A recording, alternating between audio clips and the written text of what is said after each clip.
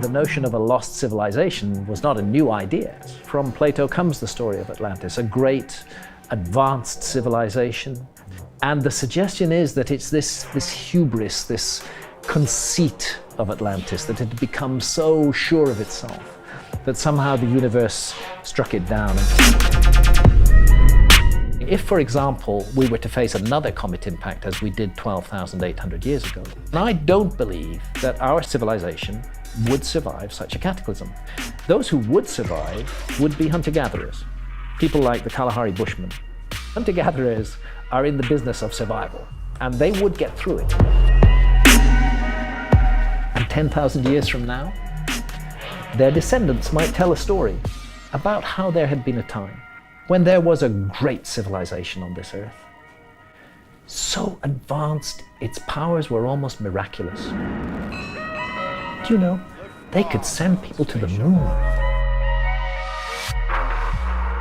They could fly around the world. They could speak to each other on other sides of the planet. But something went wrong. They became cruel. They became arrogant. They began to impose their will on others. They ceased to wear their prosperity with moderation, and the universe struck them down. I think there's a message in the Atlantis story for our civilization. We should stop being so fucking arrogant and proud in our achievements. We should show some humility, and we should learn the lessons of the past.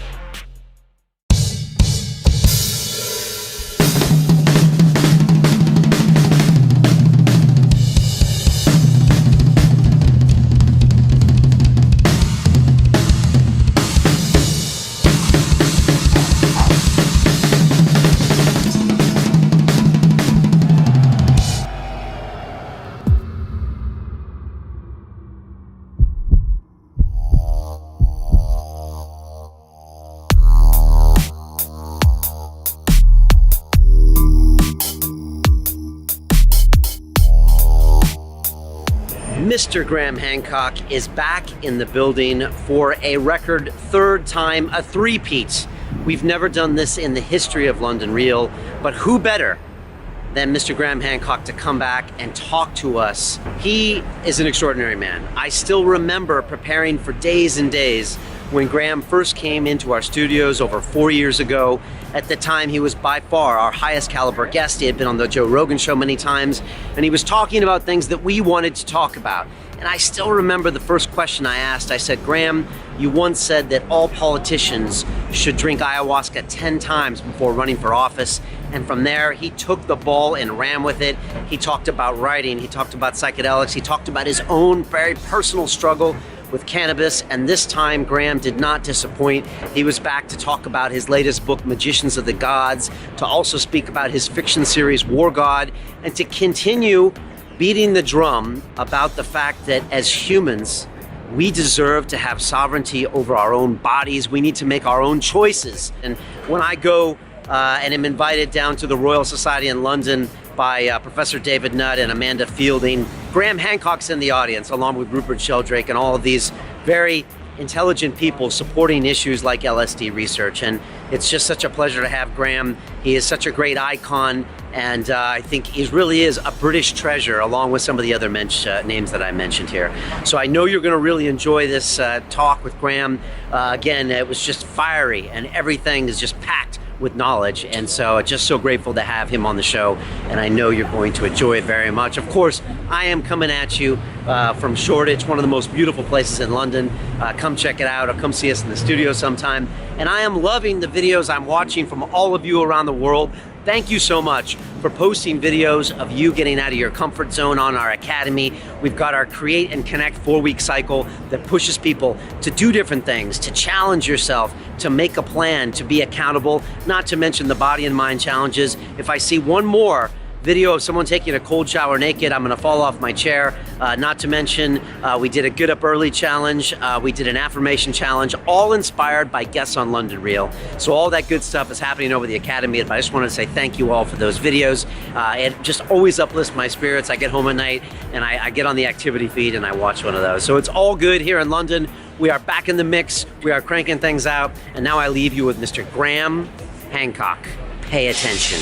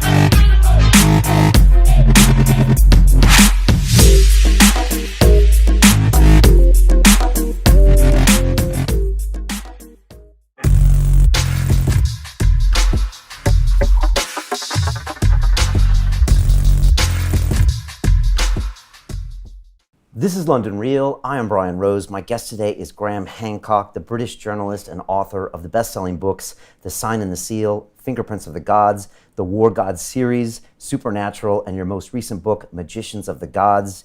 You specialize in unconventional theories involving ancient civilizations, stone monuments and megaliths, astrological data from the past, and altered states of consciousness. Your books have sold more than 5 million copies worldwide and have been translated into 27 languages. Graham, welcome back to London Real. Thanks. Good to be with you again. Great to have you here. You're the only time we've ever had a guest on for 3 times. And so, you know, it's just always a pleasure to have you here. Well, thanks. If I actually mark your visits, it's kind of like a history of London Real. You were here first 4 years ago. In the early days, Yeah, and then 3 years ago. And I still remember that first visit. It was so powerful. I remember I prepared like 4 days for it. And you came on and you just spoke so honestly about everything, about consciousness. We talked about ayahuasca, cannabis, and it was just great. And I just, before we even get started, I just want to acknowledge you for all the work you've done and you just keep it real all the time, Graham. And that's, whenever I see you in an interview or on a Rogan show, you're always speaking, hard truths, calling the world out for what it is, and it's refreshing. So. Well, thank you. That's nice of you to say that. I just do what I do. I mean, there's nothing complicated or special about it. Yeah, you seem to be very true to what you're doing. So what has been happening with you the past 3 years? I know Magicians came out last year. People had waited a long time for that book. I believe Fingerprints was out in '95, is that right? Fingerprints of the Gods is definitely the book that I'm best known for. Yeah. And it proposes that we are a species with amnesia, that there has been a forgotten episode of high civilization in the remote human past, back during the Ice Age. That was the case that I made in Fingerprints of the Gods. It was a very controversial book. It tackled many of the ideals of mainstream history head on. It suggested that the whole story we've been told about the origins of civilization is wrong. And that book was published in 1995, which is, well, we're sitting here in 2016, so amazingly that's 21 years have passed since I wrote Fingerprints. And that book came about because you were a journalist in Africa. You had made a trip to Ethiopia and you started just asking questions, right? Because you didn't set out to be... I had a very little interest in the ancient past, as a matter of fact. I was totally a current affairs guy during the 1970s and the 1980s. But it was reporting a current affairs story in Ethiopia that led me to Ethiopia's claim to possess the lost Ark of the Covenant, which is actually central to the whole culture of Ethiopia. And I thought that was a story worth investigating. And it was a story about the past, and it drew me into the past in most unexpected ways. And I suddenly found that I think of myself as an investigative journalist, but let's investigate the past. Let's look at what's going on in our backyard. Let's see what really may have been the story of humanity. Let's not just accept what we're told by the so-called experts in the field. Let's look into this ourselves. So that was my project with Fingerprints of the Gods. Was to bring that. Now, of course, it's not, even in 1995, the notion of a lost civilization was not a new idea. That notion has been around for a very long time. We can take that notion actually back thousands and thousands of years. The most famous example is Plato, the Greek philosopher Plato, who gave us the story of Atlantis. From Plato comes the story of Atlantis, a great advanced civilization which had navigating and seafaring skills, which could explore the world, which built gigantic buildings, which had advanced knowledge in every area, which was prosperous and powerful. But then Plato says that corruption crept into this society, that it became cruel and avaricious, it became greedy, it began to impose its power around the world. And he has a very ringing phrase. He said that Atlantis ceased to wear its prosperity with moderation. And the suggestion is that it's this hubris, this conceit of Atlantis, that it had become so sure of itself that somehow the universe struck it down, and we have the cataclysm of flood and disaster, and Atlantis is submerged beneath the waves. Now, of course, the view of historians and academics is that Plato's story is just made up. He just made it up to make some political or philosophical point. But this cannot be so. That view can't be right. I was very suspicious of that view the first time I heard it from a mainstream historian. Why are they saying that Plato made this up? Plato repeatedly states that it is a true story. And as we look into it further, we find something else, that Plato puts a date on the destruction of Atlantis. He says Atlantis was submerged beneath the waves in a huge global cataclysm 9,000 years before the time of Solon. That gives us an absolute date for this. We know Solon, we know who he was. Solon was a famous Greek lawmaker. He was an ancestor of Plato, as a matter of fact, about 200 years before Plato. And around 600 BC, Solon, the great Greek lawmaker, made a visit to Egypt. And in Egypt, the priests at a temple of Sais in the delta told him the story of Atlantis, and they said that it was written on the walls of the temple. And he said, when did this happen? When was this great civilization destroyed? And they said 9,000 years ago. And that was in 600 BC. So that's 9,600 BC in our calendar. That's 11,600 years ago. Plato is telling us a great civilization was destroyed in a global cataclysm of flood 11,600 years ago. He's laughed at by all academics and historians. But then geology comes along, and lo and behold, what do we find? 11,600 years ago is a truly cataclysmic episode in geological history. It's called Meltwater Pulse 1b. We have a massive rise in sea level as the ice sheets on North America and Northern Europe just crumble and collapse into the ocean. If Plato made the whole thing up, he was just astonishingly on the money with the latest geology. And I think that we really have to reconsider our attitudes to these stories that have come down to us from the past. Academics have been too quick to dismiss them, too quick to say, oh, we've figured the whole story out, there's no mystery there. Maybe there's a huge mystery there. Maybe we should listen to these clues and hints from the past that speak of a great civilization. So when I published Fingerprints of the Gods in 1995, it was at the end of a long lineage going back to Plato and before, and of course famously Ignatius Donnelly in the 1900s, the early 1900s and late 1800s wrote Atlantis, the Antediluvian World, which was a huge investigation of Atlantis. So this subject has been tackled again and again and again and again. Mainstream academia has said, no, it's impossible, there could be no lost civilization, we know everything about the past, and it's been dismissed. But the problem is that new evidence keeps coming out, which can't be explained by the existing historical model. New evidence that just doesn't fit the picture. And my sense is that this evidence is now becoming overwhelming, and that we're reaching a tipping point. Maybe not this year, maybe not next year. But within our lifetimes, we are going to see a completely new understanding of the past, a radical revisioning of the past, and therefore of our place in the world as well. Did you know when you published that book in '95 that you were picking a fight with academia, that you were going to soon be their nemesis for the next 20 years? I didn't know that really. I understood that there were academics with entrenched positions on this subject, but I didn't realize how violent it could become, how really powerful the reaction could be, and how concerted and organized it could be.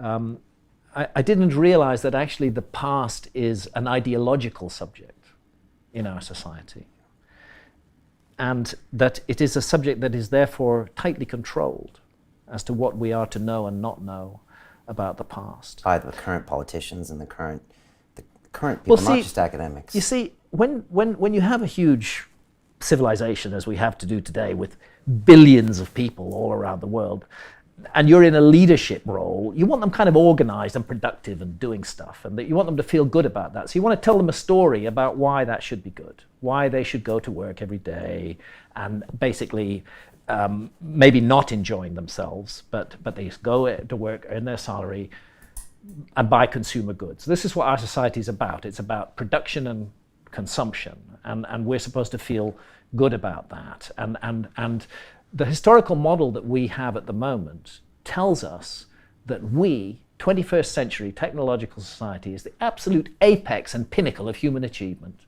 We are it. We're the bee's knees, you know. We've made it. We're the end of that long story, and here we are, and we should just produce and consume endlessly in this sort of hedonistic binge, and that's what life is all about. And that is very nice for those in positions of power, because if people will buy into that, they stay quiet, they don't ask questions, they don't complain, they don't riot in the streets, they just do their jobs. And I would suggest that the historical model that we have at the moment is part of that system of control. It's part of saying that it's perfectly normal and right that things should be as they are. We should be very pleased with ourselves. We're not doing anything wrong, and let's just carry on doing what we do. So when you shake that up and publish a book that has a lot of research to it, a lot of thought to it, it starts upsetting lots of different people. And the academics come after you, but there's a lot of people that just don't want to hear this. Well, academics and their friends in the media. This is a very substantial issue. There's a whole network of ideas. I'm not talking about a conspiracy, actually. This isn't a conspiracy. It's just the way the world works. But the way the world changes is that people come along and suggest things which may be very uncomfortable for those who are in power. And when you're in power, you don't like to feel uncomfortable, so you do whatever you can to put that down. Now, from an academic's point of view, let's say a professor of archaeology, he has invested his whole career in a particular model of the past. He or she have invested their whole career in a particular model of the past. That model was already set when they went into the profession. Right there, the very moment they start doing their first exams at university, a filter is being applied. If they are in any way outside the accepted teaching, if they are suggesting that things are not as they are taught, then they will not pass those exams, or they will not do well, and they will not. So in a way, in order to do well academically in that field, you have to buy into the existing model. Because if you don't buy into the existing model, your paper will be marked down, and you will not get the results that could eventually lead you to becoming an academic. So by definition, academics are already people who've bought into the model, and their careers are invested in that model. And they're all decent people. They're all good people. They believe passionately that they're right, and that this is how it is. And that belief also becomes existential in a way. It's very easy for people to become deeply invested in their ideas. I think we all do this. We have a certain set of ideas. We become deeply invested in them, and when those ideas are challenged, it's not just an intellectual discussion anymore. We take it as an attack on us in person. I think that's fundamentally why academics reacted to me in the way that they did. I was arguing that the whole field of history and archaeology may have got the origins of civilization completely wrong, but at a personal gut level, that was taken by many academics as a direct attack on them and their place in the world.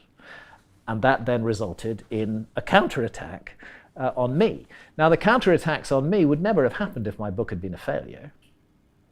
There's lots of books of alternative history that say radical things, but most of them don't appear above the radar. This one did appear above the radar, and as a result, there was a concerted effort was made to discredit me, and that is a bit of a conspiracy. You know, when you have academics who write to the BBC and they say you must bring this man down. You know, when they actually say that, and the BBC makes a program which is designed to damage my reputation, and that program is then later found to have been unfair by the Broadcasting Standards Commission, something odd is going on here in this. Something a little bit to do with reality control is happening there. And this is systemic because it doesn't stop with the BBC, other media sources.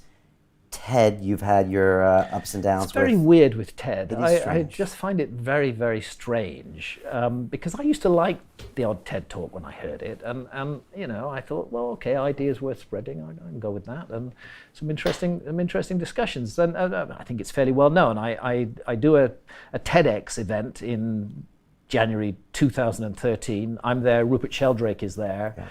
Satish Kumar is there, a bunch of other people are there. We all give talks and they go up on the TED YouTube channel. And then 2 weeks later, TED removes my talk and it removes Rupert Sheldrake's talk. And well, naturally there's a fuss about this and people want to know why. And TED say, oh, well, because these were pseudo-scientific ideas. Well, they never justified or supported that. They accused us of representing ideas about consciousness which were not scientific. That's not the case at all. Rupert Sheldrake is a highly credentialed scientist. These ideas were scientific enough, but they were the kind of science that these people don't like. There's a certain faction in science which is called materialist reductionism, where everything is reduced to matter. So the idea that there could be anything to consciousness beyond the brain is anathema to such scientists. Those scientists believe that consciousness, they call it an epiphenomenon of brain activity. Okay, we have these big brains.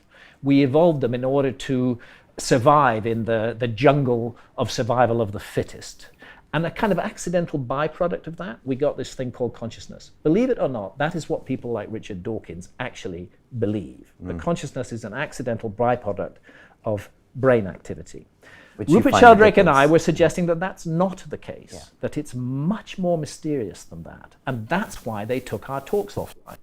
Not because they were unscientific, but because they challenged a dogma of a particular faction of science. And in fact, Rupert and I received huge support from many scientists after that who said that TED were way out of line to do this, and that the ideas that we were presenting were not unscientific. They were leading edge, but they were not unscientific. So in the end, TED were forced to put the talks back, not on their YouTube channel, but on their main site. They were forced to publish the reasons why they'd taken them offline. They were forced to cross all those reasons out, a very humiliating climb down for TED, and those are still left online with all their bogus reasons for removing the talks crossed out and our rebuttals placed there and the talks back online. So a few years later, in 2015, a TEDx organizer in Reading in England comes up to me and says, would I do a TED talk with him? TEDx event. And I said, well, you know, I've had a bit of trouble with TED in the past. And he said, yeah, but I like your subject and I want you to speak. And I'm an independent organizer and I want you to speak. So I said, okay, I'll do it. And I went and did it. And lo and behold, after 2 weeks, this time TED think they're getting smart. They realize they got a massive backlash from censoring me and taking me offline. So now they leave it online, but they stick a huge health warning on it, basically saying this is not politically correct. This is not sanctioned, authorized science. You know? And so the view of TED seems to be that actually its audience can't make up their own minds, that they're like children, that they're not capable of deciding for themselves, and that TED must curate and shepherd everything and to present them with the correct material for their minds. And to me, this is absolutely astonishing. It's astonishing that TED would, well, I'll not get involved with TED again. I thought I'd give them another chance. I thought they'd learned from the previous experience, but now I see that they haven't learned at all. and that there's no point whatsoever in using their platform. Yeah, I think they're very sensitive about consciousness, psychedelics. You probably are at one of the very few talks that's even up there. Oddly enough, they have covered psychedelics Really? in talks before. I don't think that's the problem. I think they're willing to talk about psychedelics, particularly in view of the fact there's such a lot of good scientific research going on psychedelics now. Yeah. They're willing to talk about that. But the question is, how do you position that talk? If you were to suggest, as I do, that in altered states of consciousness we may access valuable and useful information, which may be of fundamental importance to humanity, that's a step too far for an organization. And then they like call that. it pseudoscience Yeah. or something, and then they kind of redact some of those accusations. Yeah. I had Lawrence Krauss in here, and he did the movie with Richard Dawkins, The Unbelievers. And Right. I think both of them have this theory that, you know, the consciousness, there really isn't anything more to it from a scientific viewpoint. And They need to go take some DMT.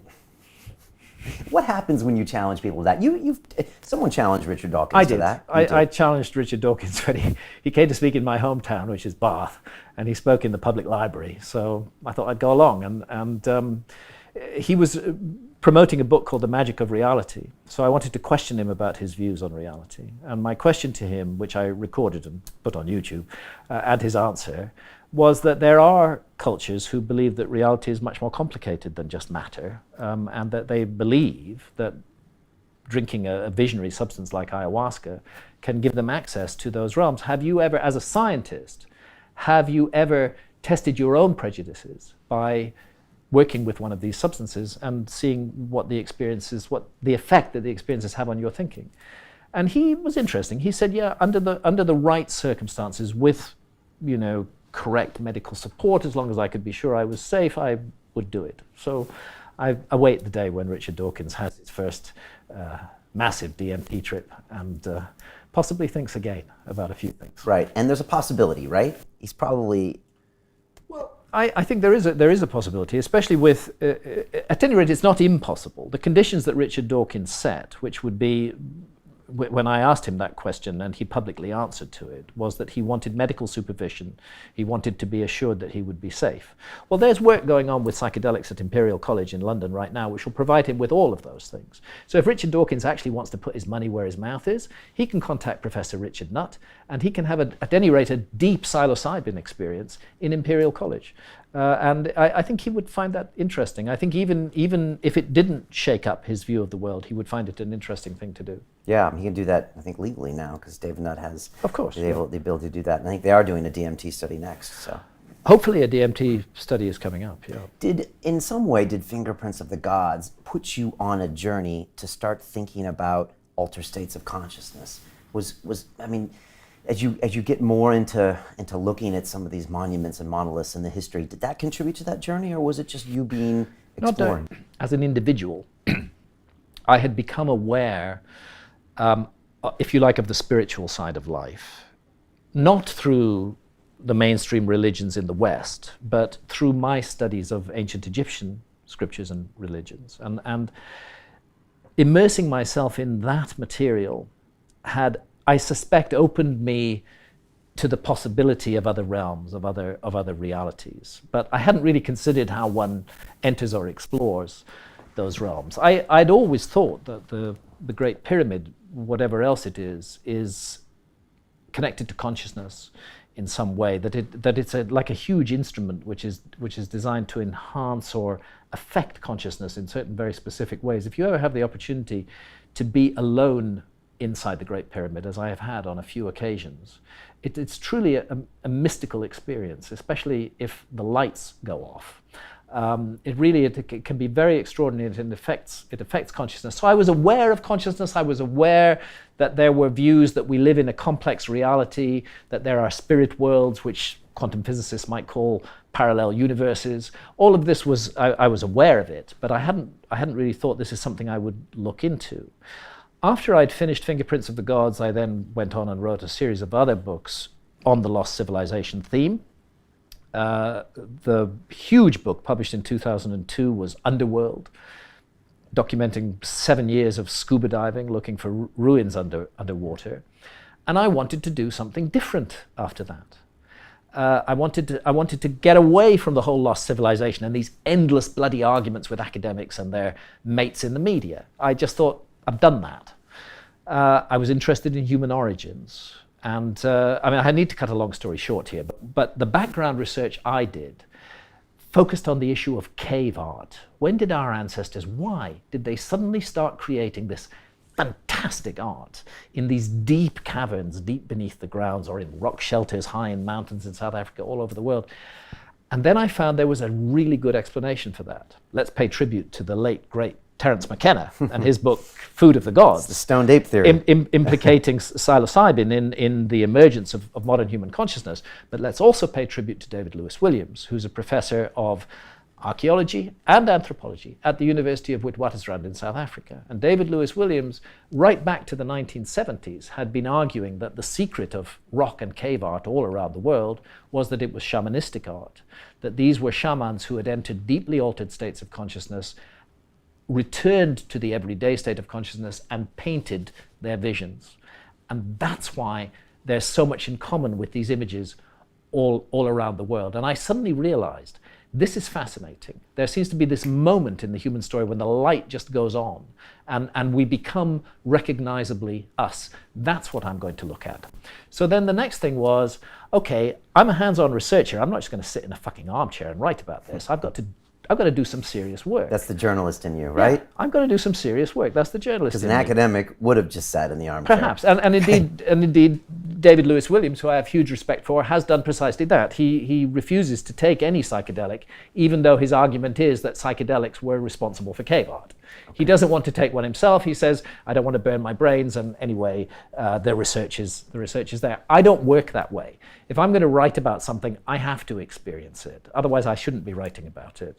And therefore, I needed to have psychedelic experiences. I had psychedelic experiences before, very few. I'd taken LSD in 1974 when I was 24 years old. And then I had no more psychedelics until I started to research the book that became Supernatural. I discovered that in the Amazon jungle, there are shamans who are drinking a powerful visionary brew, and what are they doing afterwards? They're painting their visions, exactly like those cave artists. I realized it was a key. I could learn from this. So I went to the Amazon, and I had my first series of ayahuasca sessions with shamans in the Amazon, and it was an extraordinary series of experiences which shook me to my core. It gave me what I needed to write my book, to do the research authentically, but something else as well. A whole new path opened up in front of me, an area of inquiry and investigation that I'd never even considered before, and also valuable personal lessons to learn from these ancient teacher plants, because I believe that that's what they are. And our society, with its rabid, hysterical, demonizing attitude to psychedelics, is dead wrong. 100% wrong. And 100 or 200 years from now, people will look back on this age and the persecution of the war on drugs, and they will see it as a terrible time in the human story when a dreadful, dreadful mistake was made, which was only corrected with great difficulty. You know, the people who created the war on drugs are the same ugly people who are invested in war and harm and hatred and damage all over the world. And since we're suffering from the consequences of their actions in those other areas, we should wake up to the fact that the war on drugs is another one of those consequences, that those same vile and evil people who've turned the world into hell are the people who declared the war on drugs. When it comes to psychedelics, are we getting small wins? Do you feel like we're getting there? Yes. Okay. We are getting small wins in psychedelics. There's a huge process underway. It's difficult to see the whole picture because we're in the middle of it at the moment. It's difficult to know where it's going to go on. I think the internet has played a big role in this. It means that information can't be kept within exclusive little cliques anymore. It means that information is free and that people can gain access to information and find out things for themselves. And I think this has led to an across-the-board questioning of authority structures in our society. See, the curious thing about democracies, we're told democracies are great things, and democracies are great things, of course. But what happens in a democracy is that you get a massive investment in the manipulation of public opinion. See, a dictator doesn't care about manipulating public opinion, because a dictator doesn't care about public opinion. He doesn't need to manipulate the public opinion in order to bring the public with him, because he's operating by force. In a democracy, a politician cannot operate by force. They have to bring the public with them. Now, if democracy really worked, if it was a really good thing, all information would be completely transparent. There would be no lobbyists. There would be no money being paid to give us information. But actually what we live in is a society where vast amounts of money are spent in shaping public opinion on particular areas. This is the society that we live in today, where huge amounts of money are being invested in promoting a particular ideological position. And I think that where we're getting wins is that people are waking up. They're realizing that this is part of a system of manipulation and control. They're realizing we are sovereign adults.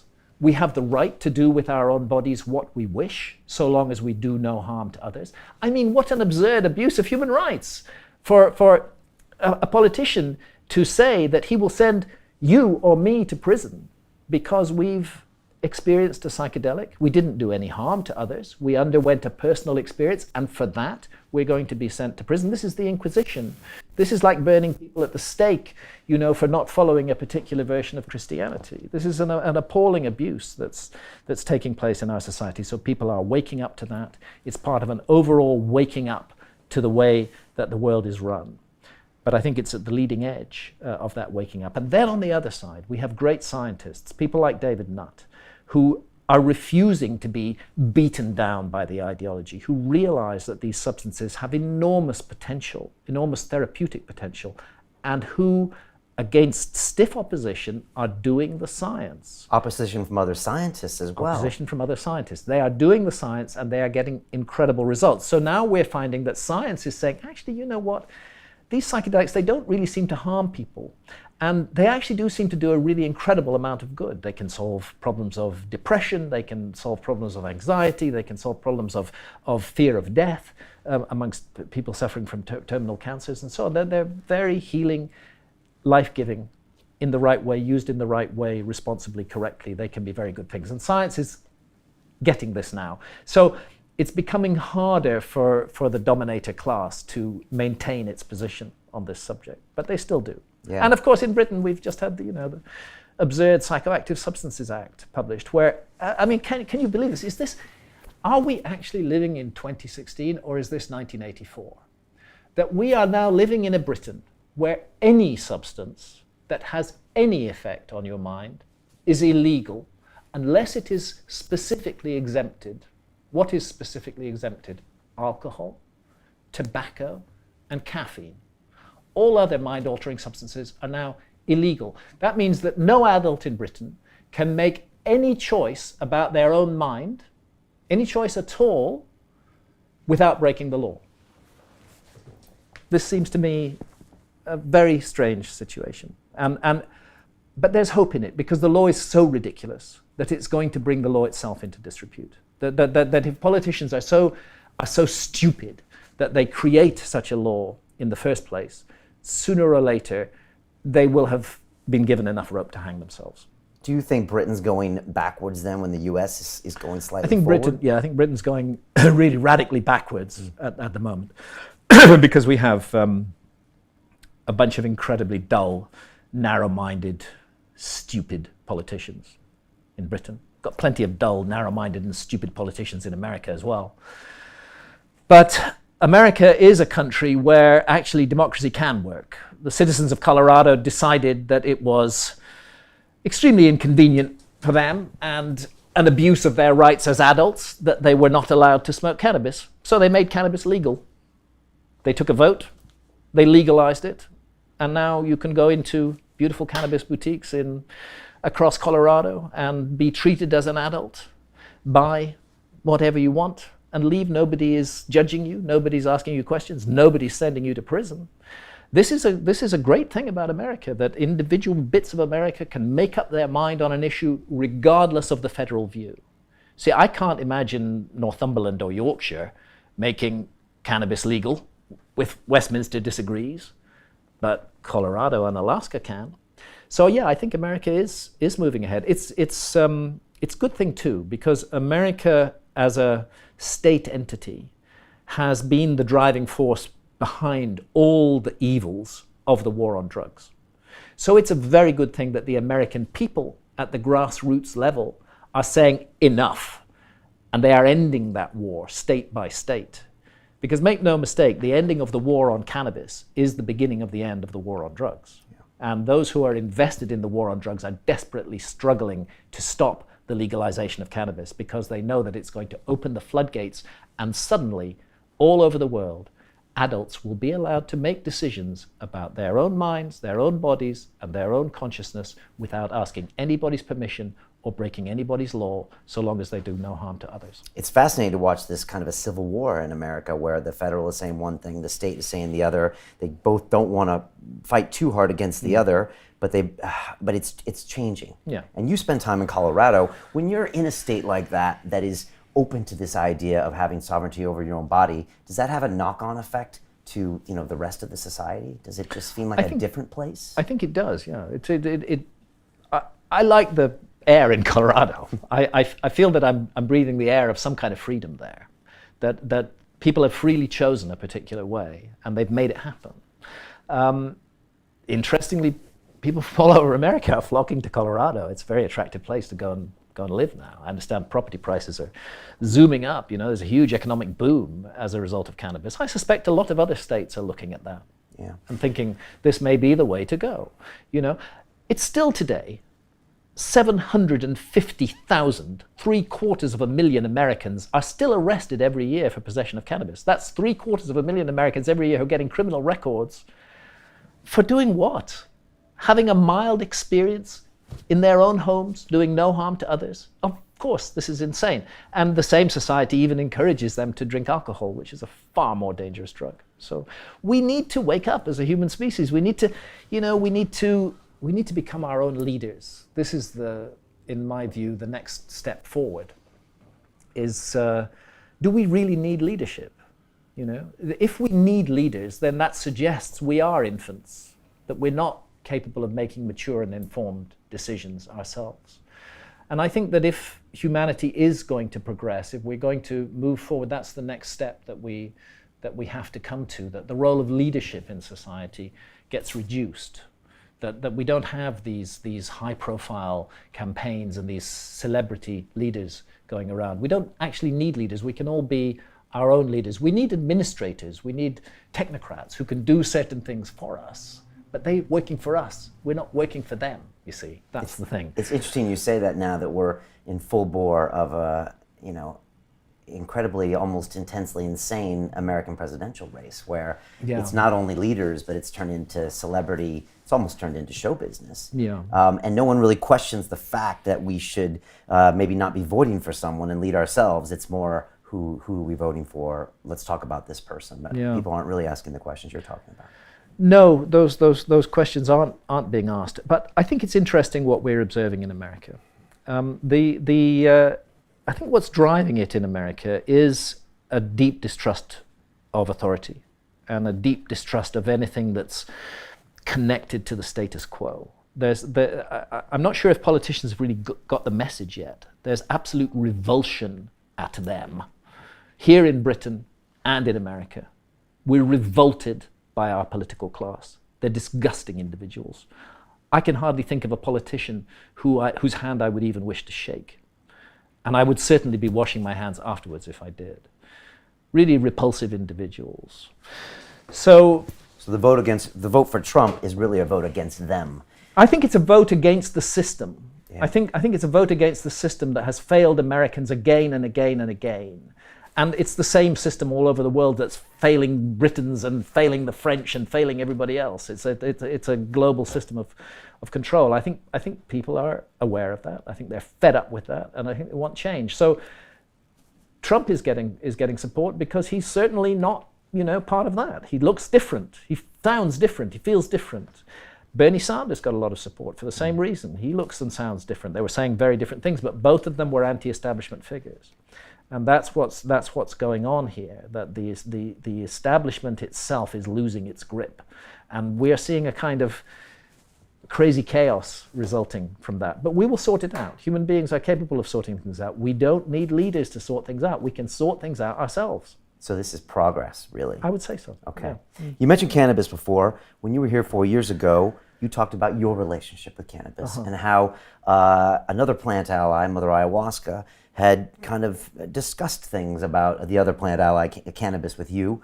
Has your relationship with cannabis changed since then? Yeah, a bit. Can you describe So that? basically what happened with me and cannabis was that I had a very long relationship with cannabis. It started late. I didn't start smoking cannabis until I was 37 years old. And by the time I was in my early 40s, it had become a very central part of my life.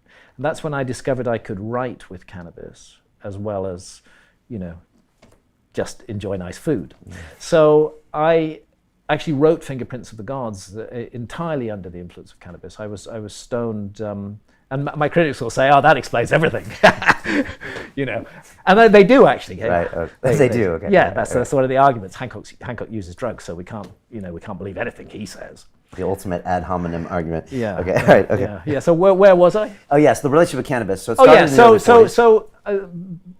The problem was, cannabis, like any of our plant allies, needs to be treated with respect.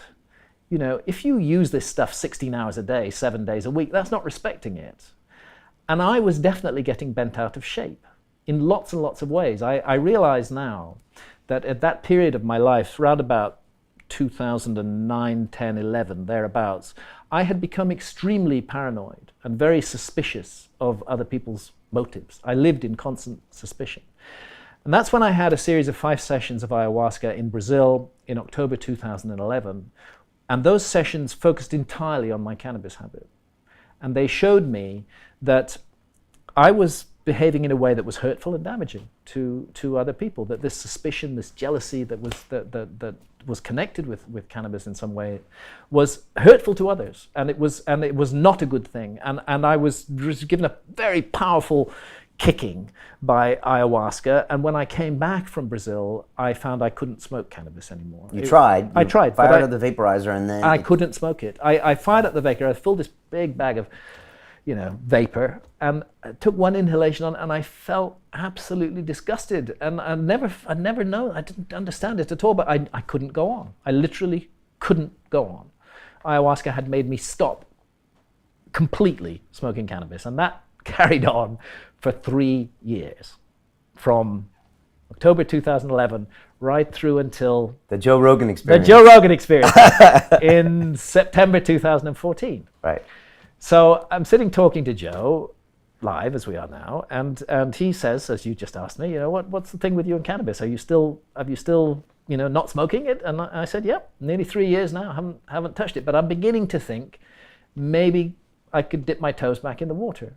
So Joe says, why don't you start now? And pulls out a nice fat California joint. Joe doesn't need a lot of encouragement for that. So we lit it up and smoked it on air, and I did enjoy it, actually, very much. And so what's happened since then is it that in situations like Colorado, where there's no hassle, okay, I'm not compelled, I don't feel a compulsion to use cannabis anymore in the way that I did, but I do enjoy using it, and where it's convenient and easy for me to do it, spending a lot of time in Colorado these days, I do. I particularly like cannabis in the form of oil. I don't smoke. For many years I didn't smoke, I used a vaporizer.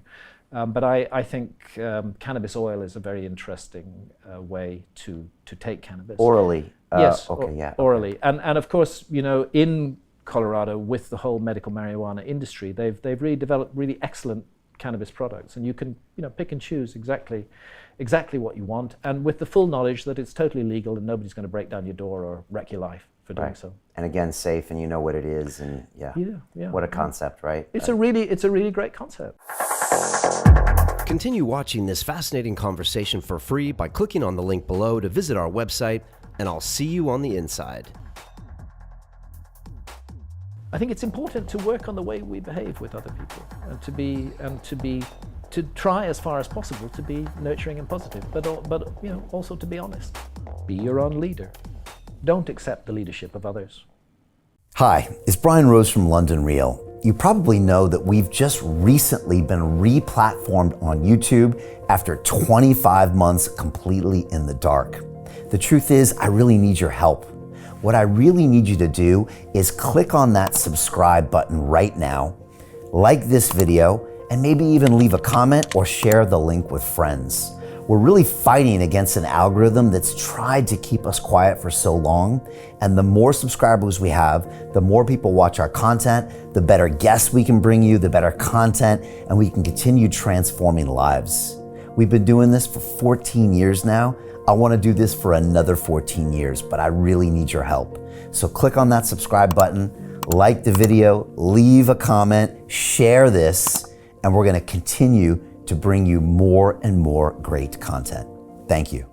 Most people will never see this opportunity. Dubai luxury transformation projects have historically delivered 40 to 90% annual returns. That is incredible. These were once reserved only for insiders with access. I spent 15 years on Wall Street, and I learned this: the biggest returns always go to the people who get the call first. Now, you finally can.